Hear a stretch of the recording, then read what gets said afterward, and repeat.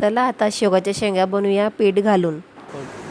शेवगाच्या शेंगा 2 आधीच कापून ठेवलेल्या आहेत।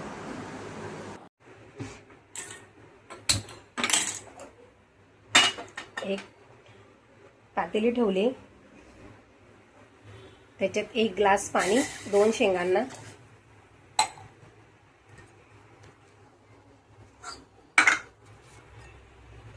दोन शेंगा कापून घेतलेल्या शिरा काढून घेतले, 5 मिनिटं उकळू द्यायच्या। आता त्याला गाळून घ्यायचे, पाणी नितळून घ्यायचे।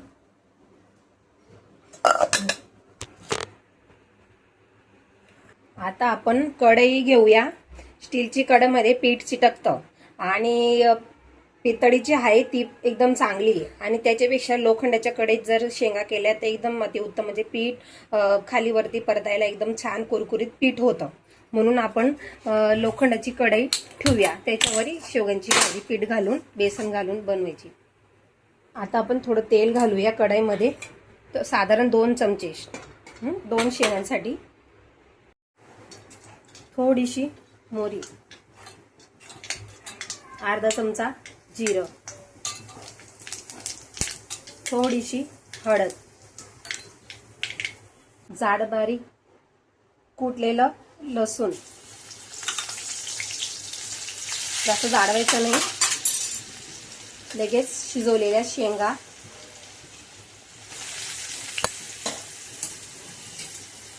हे परतायच्या, सगळं लसूण जळून जातील।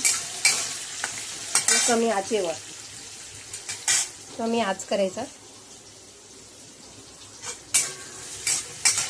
परतत राहायचं।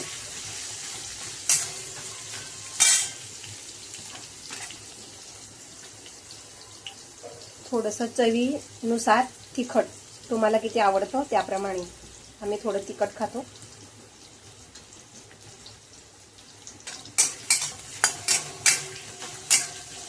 बघा किती छान कलर आला,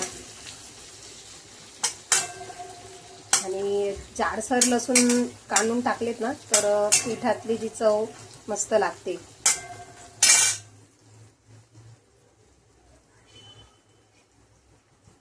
चवीनुसार मीठ, तुमचे शेंगा केवढे आहेत त्याप्रमाणे, मी घेतले तर अर्धा वाटी बेसन पीठ।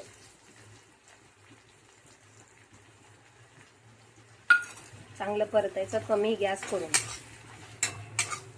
त्याला 2 मिनिटं चांगले परतून घ्यायचे, नंतर मग झाकण ठेवायचं। तुम्हाला असं वाटलं की तेल कमी तर तुम्ही थोडंफार टाकू शकता, मग ते पीठचे चांगलं गरम झाल्यावर छान लागतं।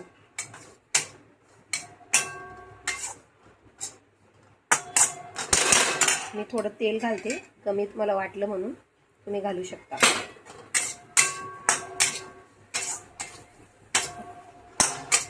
पीठ छान खाली वरती करून, आणि आता झाले मिक्स चांगल्या, आता वाफेमध्ये छान होतील।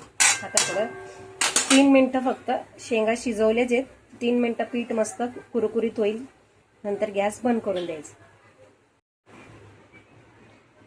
3 मिनिटं झाली, आता बघूया शेंगा कशा झाल्या।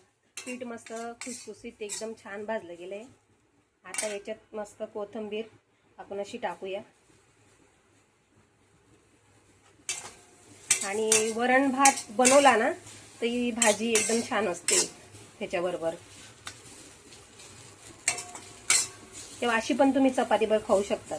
कोणाकोणाला असं म्हणजे हे आवडत नाही ग्रेव्ही, तरी सुक्की पण खाऊ शकतो पोळीबरोबर। ही झाली आपली शेवगाची भाजी पीठ घालून।